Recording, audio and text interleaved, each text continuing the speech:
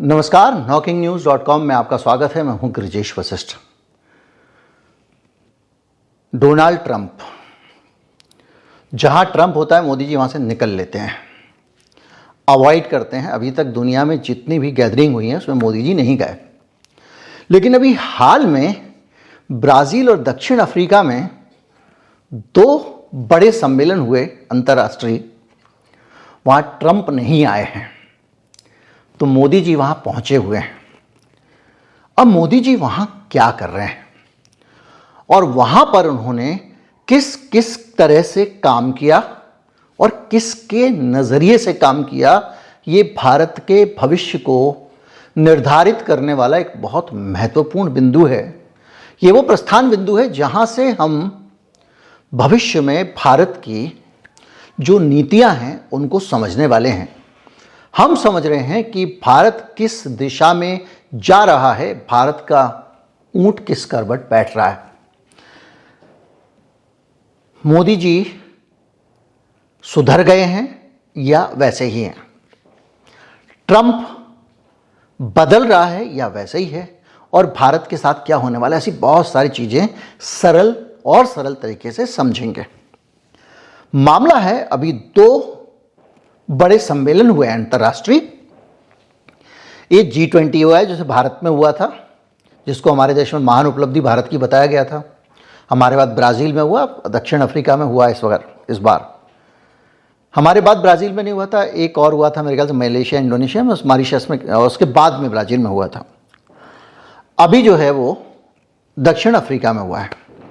इसके अलावा एक COP30 हुआ है, वो हुआ है ब्राज़ील में। और इन दोनों जगहों पर, जो दोनों हैं बता दूं, G20 यानी 20 देशों का सहयोग सम्मेलन है। अभी तक उसको ये माना जाता था कि अमेरिका उसको हैंडल करता है। अमेरिका के सारे ऐसे दोस्त हैं जिनको अमेरिका ने अपने साथ जोड़ा है अपने पारस्परिक हितों के लिए। और COP30 जो था वो है अंतर्राष्ट्रीय पर्यावरण के मामले में, कि दुनिया में ऊर्जा का, पर्यावरण का भविष्य क्या हो, इसको लेकर मोदी जी वहाँ COP30 अटेंड कर रहे हैं। यहाँ घुटनों से गर्दन पे घुटने रख के पुलिस अमित शाह की प्रदूषण के खिलाफ प्रदर्शन करने वालों के दिल्ली की छाती पे, इंडिया गेट पे कुचल रही है। खैर, बड़े बड़े लोग ऐसे ही निर्मम होते हैं। हुआ यह है कि इन दोनों सम्मेलनों में डोनाल्ड ट्रंप नहीं गए। दोनों सम्मेलनों डोनाल्ड ट्रंप की तरफ से कोई बयान भी नहीं पढ़ा गया, यानी टेक्निकली डोनाल्ड ट्रंप ने इसका बहिष्कार किया और अपने देश से कुछ ऐसे ही लोगों को भेज दिया था। जब वहां पर इस पे चर्चा हुई कि अमेरिका नहीं है तो क्या कोई प्रस्ताव पारित करना चाहिए, तो रामपोसा दक्षिण अफ्रीका के जो हैं उन्होंने कहा कि हम अमेरिका को वीटो पावर तो नहीं दे सकते। अमेरिका आता है तो आए, नहीं आता है तो नहीं आए। बाकी 19 है ना, प्रस्ताव पारित होगा। और प्रस्ताव पारित हुआ, और जब ये प्रस्ताव पारित हुआ तो रामपोसा का स्टैंड आपने देख लिया।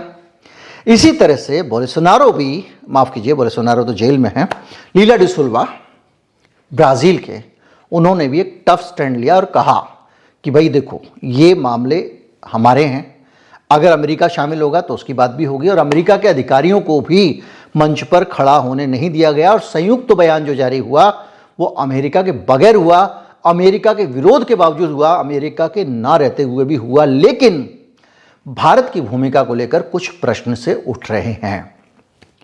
भारत के प्रधानमंत्री मोदी ने कुछ ऐसे मसले उठाए COP30 में जो, और G20 में भी, जो अमेरिका के तरफ से उठाए गए मसले दिखाई देते हैं मोटा मोटी।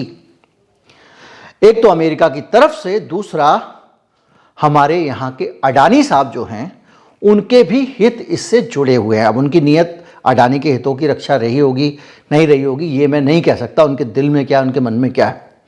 लेकिन जो मसला उन्होंने उठाए दो, उसमें सबसे बड़ा मसला था एक जो अमेरिका के हित का है, और वो ये कि क्रिटिकल मिनरल्स वाला जो मामला है, क्रिटिकल मिनरल अर्थ जो है, उसको लेकर दुनिया के देशों को वैकल्पिक व्यवस्था करनी चाहिए चीन के अलावा।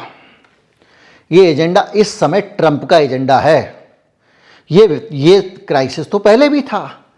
जब तक चीन ने अमेरिका को नहीं टाइट की थी उसकी चूड़ी, तब तक तो हम नहीं इस मसले को उठा रहे थे।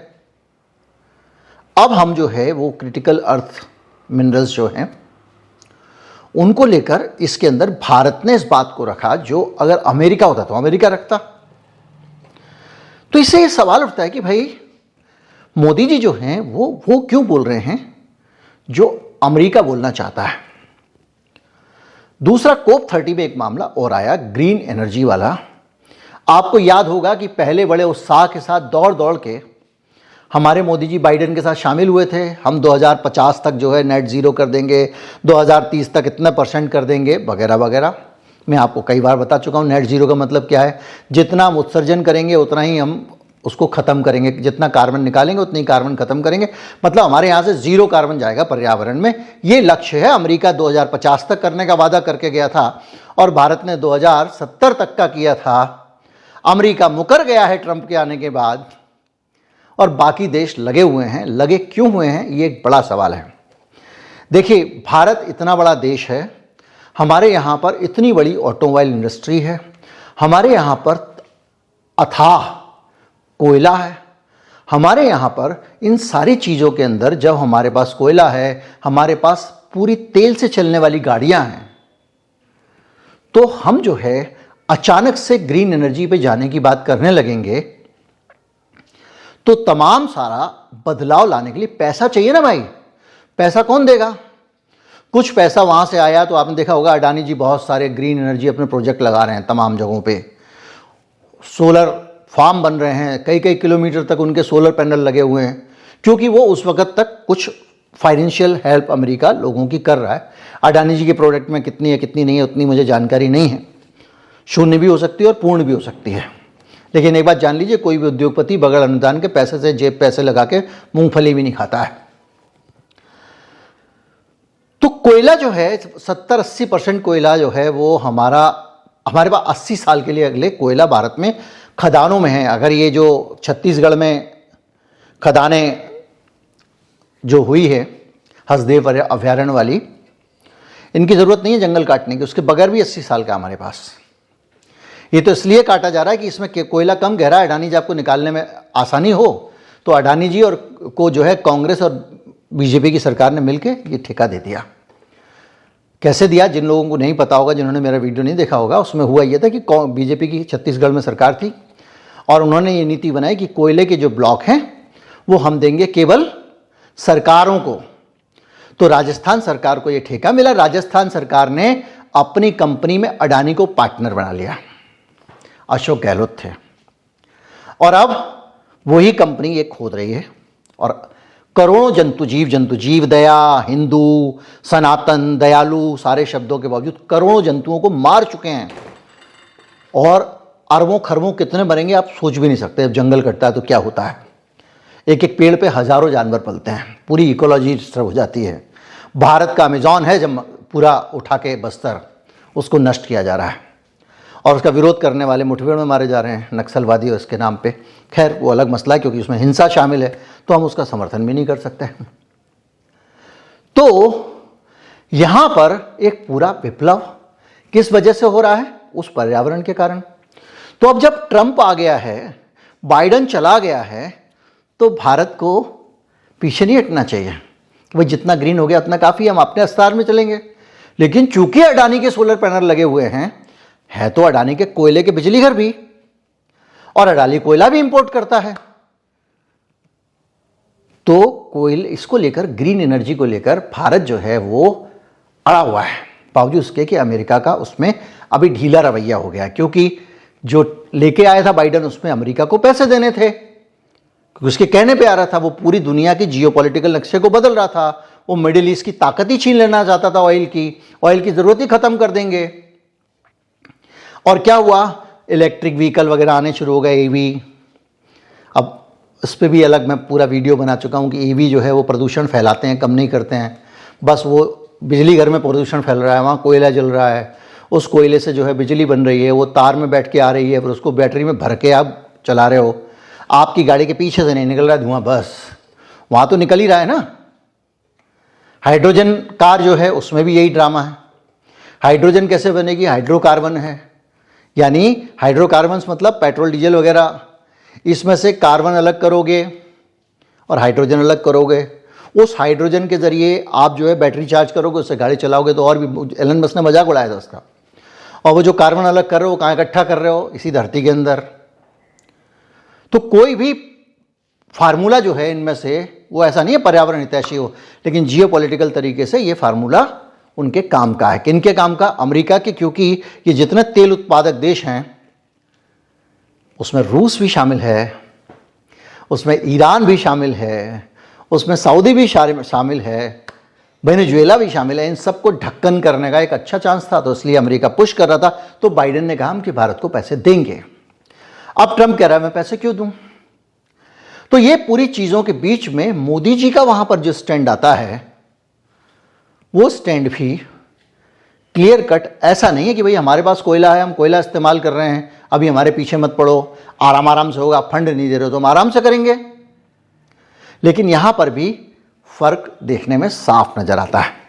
तीसरी चीज, अब आप देखेंगे कि इस पूरे मामले में जब सब लोगों ने जम के अमेरिका को ओवररूल किया, देखो भारत के साथ भी ट्रंप वही कर रहा है, 50% टैरिफ कुछ होता है, पर मोदी जी की तारीफ करता है वो, उसके अलावा तो वो भारत के साथ कर रहा है। उसने कहा कि उसने वो भारत को एकदम नीचे दिखाने के लिए 60-70 बार कह चुका है कि मैंने इनका जो युद्ध विराम कराया भारत पाकिस्तान का। लेकिन मोदी जी बड़ा संतुलित अप्रोच लेके चल रहे हैं। और लुला डी सिल्वा ने साफ साफ कह दिया कि अमेरिका भैया ये इधर अपने पास रखो, हम आपके पर्यावरण के एजेंडे से पीछे नहीं हटेंगे। ट्रंप कह रहा है कि कुछ नहीं होता जी, ये और वो फालतू पर्यावरण रावण को लेना, हम पीछे नहीं हटेंगे। और उसने, रामपोसा ने कह दिया कि भैया आता है अमेरिका तो आए, हम वीटो नहीं करने देंगे। मतलब कुल मिला के रामपोसा को भी बोलता है कि ये ईसाइयों को जो है वो वहाँ पर अत्याचार कर रहे हैं, उनकी ज़मीनें छीन रहे हैं। उसको बोलता है कि तुमने जो है अपने विरोधी को, जैर बोल्सोनारो को जेल में डाल रखा है, फला कर रखा है। ट्रंप उनको बहुत कुछ बोलता है, बहुत और भी गंदा गंदा बोलता है। मतलब उसको क्या कहूँ मैं, मतलब बहुत कुछ कहा ट्रंप ने उसको। अभी कहीं नज़र पड़ेगी, मैंने लिख के रखा हुआ है तो मैं आपको बता दूंगा। बहरहाल हालत ये हो गई है कि इस पूरी चीज़ों के बीच में दादागिरी अमेरिका की जो है उसकी सब चटनी बना रहे हैं, और मोदी जी का रवैया थोड़ा सा खुलमुल है।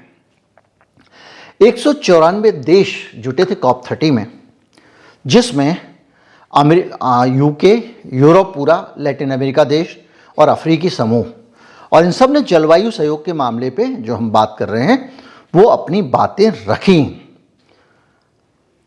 अब की बार ट्रंप सरकार वाले मोदी जी जो हैं वो वहाँ पर ट्रंप से दोस्तियाँ निभा रहे हैं। ट्रंप की जियोपॉलिटिकल खेल मोदी जी के रवैये में देखे। यूक्रेन के मामले में रूस के ऊपर सख्ती से निंदा करने वाला, यूक्रेन की संप्रभुता और बहुत सारी चीज़ों को लेकर अमेरिका का दबाव था। ब्राज़ील ने, यूरोप ने पूरे, और साउथ अफ्रीका ने नकार दिया और साफ कहा कि ये जो, इसको हम किसी एक तरफ का कोई स्टेटमेंट नहीं दे सकते। भारत ढुलमुल रवैया अपनाता रहा। हालत ये है कि अमेरिका अब ईवी उद्योग से पीछे इसलिए हट रहा है क्योंकि वो तो समझ रहा था ईवी के जरिए दुनिया पे मैं राज करूंगा। अब चीन राज करने लगा है, तो उसको लग रहा है पैंतरा तो गलत हो गया। कम से कम सऊदी अरबिया तो मेरा दोस्त था, चीन के पास चली गई बाजी दुनिया की। क्रिटिकल मिनरल अर्थ भी चीन के पास में है।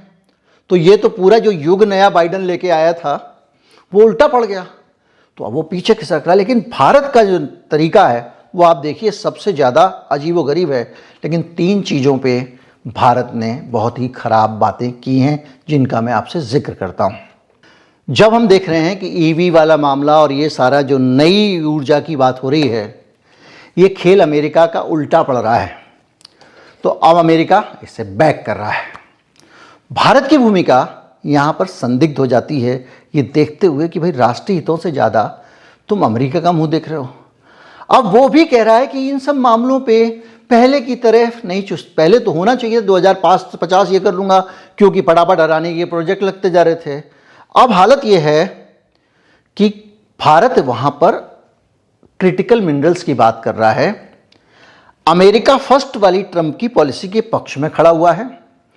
यूरोपीय प्रेस ने लिखा कि भारत कोयले से जो ट्रांजिशन हो रहा है सोलर पे, उसको लेकर अब हिचक रहा है, क्योंकि अब पैसा वहां से नहीं मिलना है, क्योंकि ट्रंप ने खजाने बंद कर दिए। तो इन्होंने ये भी कहा पैसे दो पैसे दो पैसे दो, यानी अडानी के सोलर प्रोजेक्ट अब होल्ड करके कोयले पे आ जाओ, या कोयले को होल्ड करके उस पर चले जाओ। इसको लेकर भारत कुछ बोल नहीं रहा है। जब सारे देश COP30 के ये कह रहे हैं कि हमको ग्रीन एनर्जी की तरफ जाना है, तो भारत उस कमिटमेंट को दिखा नहीं रहा है। अब आपको चीन से और अमेरिका से क्या लेना देना? अब आपको अमेरिका का घाटा होने लग गया तो आप कोयला कोयला करने लगोगे।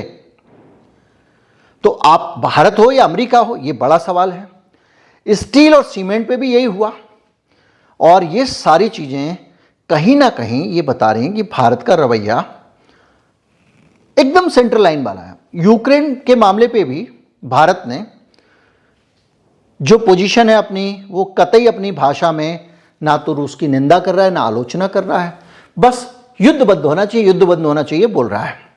एक अपने आप में बहुत सारी चीजें इसमें आती हैं, और सबसे बड़ी बात आती है एक मसला जेंडर को लेकर। जेंडर को लेकर, जी हां, COP30 में जेंडर को लेकर भी बहुत सारे मसले उठे। जेंडर मतलब स्त्री पुरुष को लेकर। ट्रंप चाहता है कि G20 और COP30 दोनों की घोषणाओं में अमेरिका चाहता है जेंडर इक्विटी, महिलाओं के अधिकार, LGBTQ की समानता और जेंडर जस्ट ट्रांजिशन जैसी लाइनें हटा दी जाए। यानी लैंगिक समानता, स्त्री पुरुष बराबर होने चाहिए, ये महिलाओं के अधिकार, LGBTQ की समानता और जेंडर जस्ट ट्रांजिशन, यानी आप जो भी बदलाव करोगे ये जेंडर जस्ट होना चाहिए। अब इसको आप जरा समझें। जब आप कोई भी नीति लागू करोगे तो महिलाएं ना पिसें। जैसे कि आप अगर ग्रीन एनर्जी की तरफ जा रहे हो तो पहले महिलाओं का ध्यान रखो।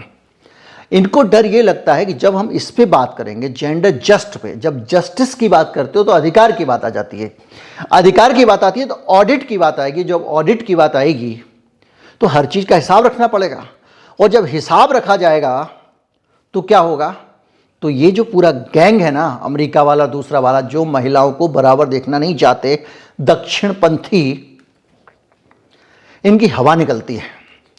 क्योंकि कहना तो चाहते हैं, जैसे दलित उत्थान के नाम पे बगल में बैठ के चौकी में घर जाके खाना खा लेंगे, गले लगा देंगे, पांव धो देंगे, लेकिन जहां बराबरी की बात आएगी वो देने में डरते हैं। तो ये जो पंक्तियां हटाने की बात कर रही है अमेरिका, और उसकी जगह ये दूसरे शब्द रखना चाह रहा है। अमेरिका कह रहा है जेंडर रिस्पॉन्सिव क्लाइमेट फाइनेंस। अब इसमें जो है अधिकार नहीं है, वो कह रहा है जेंडर जस्ट डेवलपमेंट। इन सब चीजों को लेकर वो डरता है। मैं आपको ये शब्दों वाली दुनियादारी की जो कारीगरी है इसको और अच्छी तरह से समझा देता हूं।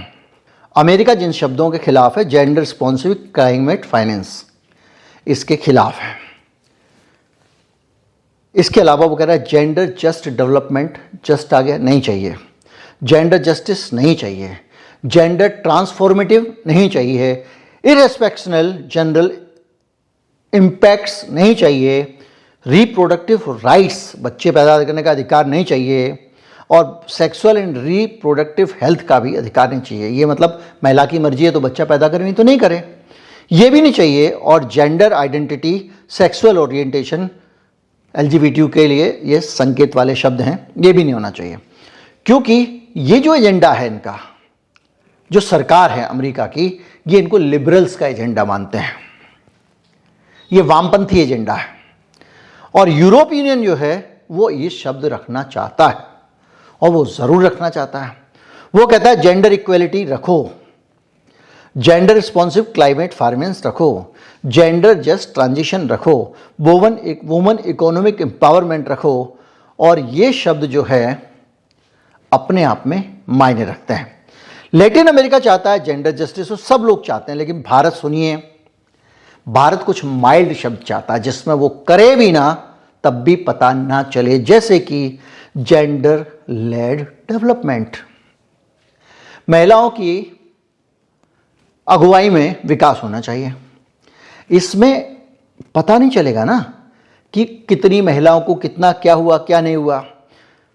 जेंडर इक्वेलिटी भी बड़ा सुरक्षित शब्द है, इसमें एकदम जेंडर जस्टिस अलग चीज है, क्योंकि इसके अंदर महिला को अधिकार मिल जाएगा, वो अपने हक मारे। ये इक्वालिटी की बात कर रहे हैं लेकिन जस्टिस की बात नहीं कर रहे हैं। वुमेन्स पार्टिसिपेशन, महिलाओं को हिस्सा लेना चाहिए। तो इसमें ये अधिकार नहीं हुआ ना कि भाई जैसे आपने कहा संसद में इतने % हमको रिजर्वेशन देना चाहिए। वुमेन एम्पावरमेंट, महिलाओं को सशक्तिकरण करेंगे हम, लेकिन अधिकार की बात नहीं करेंगे। तो कुल मिला के दो चीज़ें हैं, एक चीज़ है उसका हक जो चाहिए ही चाहिए, और दूसरी चीज़ है कि हम उसको ये करेंगे वो करेंगे। जैसे दलित उत्थान, दलित भी हमारे भाई हैं, हमको उनके साथ में जो है छुआछूत बंद कर देनी चाहिए, ये कर देनी चाहिए। लेकिन वो ये कहता भाई अधिकार दे दो, कानून में लिख दो, तो कहते हैं ये तो इसे सर में चला रहे हो। उसी तरह का यहाँ पर भी भारत, देखिए यहाँ दक्षिण वामपंथ का मामला आता है। भारत जिन शब्दों को टालता है वो जेंडर आइडेंटिटी का शब्द टालता है, LGBTQ राइट्स का टालता है, प्रोडक्टिव राइट्स का टालता है, जेंडर जस्टिस का टालता है। ये सब बातें कुल मिला के ये देखने में छोटी बातें हैं, लेकिन भारत ने डोनाल्ड ट्रंप जिन शब्दों को महिला समानाधिकार वाले, महिलाओं के हक वाले डोनाल्ड ट्रंप नहीं चाहता, वो भारत भी नहीं चाहता है। तो अगर आप इसमें और बहुत डीप जाएंगे, बहुत बड़ा एजेंडा था, तो हर तरफ से, चाहे वो यूक्रेन का मामला हो, चाहे वो महिलाओं के समानाधिकार का मामला हो, चाहे वो विकास का मामला हो, चाहे वो ग्रीन एनर्जी का मामला हो, भारत एक मजबूत पक्ष लेने के बजाय, चाहे वो रेयर अर्थ मिनरल का मामला हो, अमेरिका को खुश करता हुआ दिखाई दे रहा है। और यहां भारत का मतलब मोदी जी हैं, क्योंकि मोदी जी वहां स्वयं गए हुए साक्षात और वो इसमें हिस्सा ले रहे हैं। कुल मिला के ये सारी बातें हमको बताती हैं कि जो मुद्दे हैं वहाँ पर जो छाए रहे हैं, जेंडर, जलवायु और संघर्ष के मुद्दे, संघर्ष का मुद्दा भी जो ग्लोबल साउथ का मसला है, भारत कहता रहा है ग्लोबल साउथ को ये होना चाहिए, ग्लोबल साउथ, लेकिन ग्लोबल साउथ को अच्छे से रखो, उसका ध्यान रखो, ये तो कह रहे हो, उसको उसका हक दो की बात नहीं हो रही है। ज़्यादातर संसाधन ग्लोबल साउथ के पास में है और ज़्यादातर प्रगति ग्लोबल नॉर्थ के पास में है। यानी हमको न्याय चाहिए कि धरती के संसाधन अगर हमारे हैं तो उनका लाभ हमें क्यों ना मिले, हमारे बच्चों को अच्छी पढ़ाई क्यों ना मिले, हमारे देश विकसित क्यों ना हो।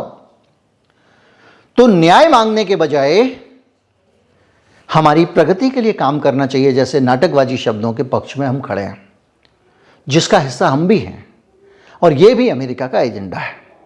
तो मेरा विश्लेषण यह है कि इस पूरे दोनों सम्मेलनों में या तो अमेरिका की फिक्र करते रहे या अडानी की करते रहे। नमस्कार, जय हिंद।